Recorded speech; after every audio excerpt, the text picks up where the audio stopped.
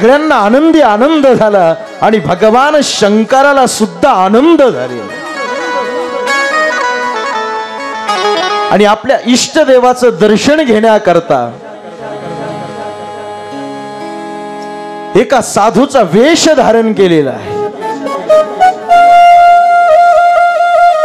यशोदा मैयाच्या द्वारामध्ये आलेले आहेत आणि भगवान शंकर भिक्षा मागू लागलेले आहेत. ओम भवती भिक्षा देही. त्याच वेळेस यशोदेने पाहिलेलं आहे कुणीतरी साधू आलेला आहे आणि यशोदा मैयाने आपल्या दासीला सांगितलं, जा कुणीतरी भिक्षुक साधू आलेला आहे, त्यांना धान्य वाढ, काही दक्षिणा दे.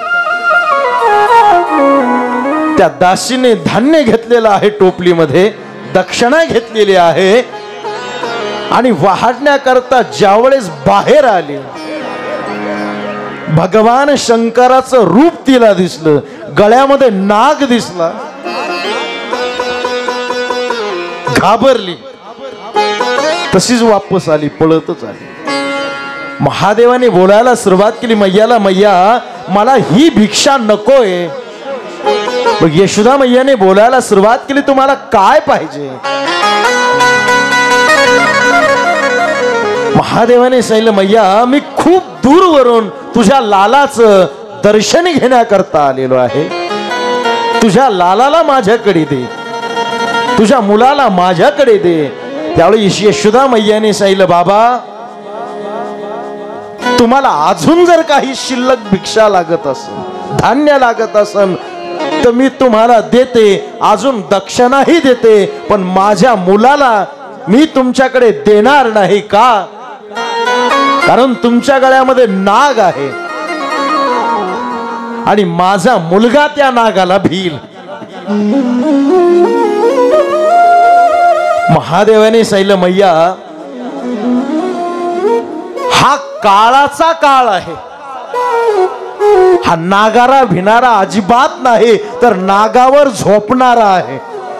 भुजगशयनम, त्याचं आसनच काय आहे तर नाग आहे आणि हा गळ्यातला नाग त्याला काय करेल. पण यशोदा काही केल्या महादेवाजवळ देईना आणि आता मात्र महादेवाला दुःख झाले की मी इतक्या दूरवरनं माझ्या इष्टदेवाचं भगवंताचं दर्शन घेण्याकरता आलेलो आहे आणि मैया मात्र मला घेऊ देत नाही. दुःख. आणि ज्यावेळेस महादेवाला दुःख झालेलं आहे, भगवान श्रीकृष्णाने त्यांचं हृदय, त्यांचं अंतःकरण हे जाणलेलं आहे आणि भगवंताने एक लीलाच करायला सुरुवात केली. कृष्णाने रडायला सुरुवात केली, एवढे रडायला सुरुवात केली, अनेक उपाय केलेले आहेत, पण कृष्णाचं रडणं काही केल्या मात्र थांबले. रडते माझे बाळताने समजावी तारा हे ना. रडते माझे बाळताने समजावी तारा हे ना.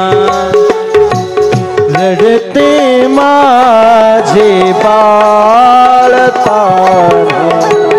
समजावी तारा हे ना. रडते माझे बाळताने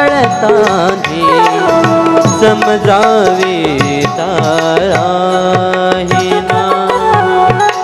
नाना परी समजावी ते मागिल ते खाया देते.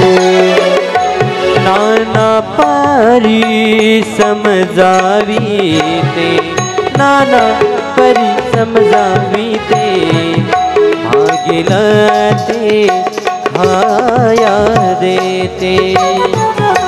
थोपटोनी निजवीते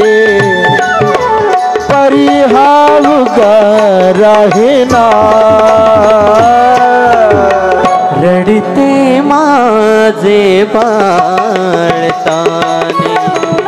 समजावी ताराहिना रडते माझे बाळताने समजावी ताराहेना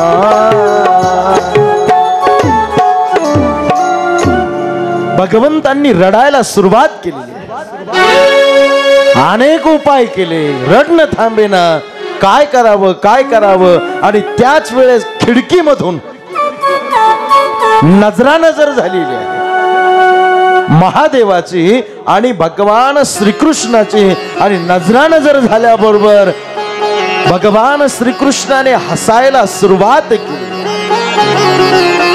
आणि मैयाला कळालं की आपला मुलगा या बाबाला अजिबात भीत नाही अशी हर आणि हरीची भेट त्या गोकुळामध्ये झाली आजही त्या गोकुळामध्ये आशेश्वर नावाचं महादेवाचं काय आहे तर मंदिर आहे सगळ्यांना आनंद झालेला आहे आणि काही दिवसांनी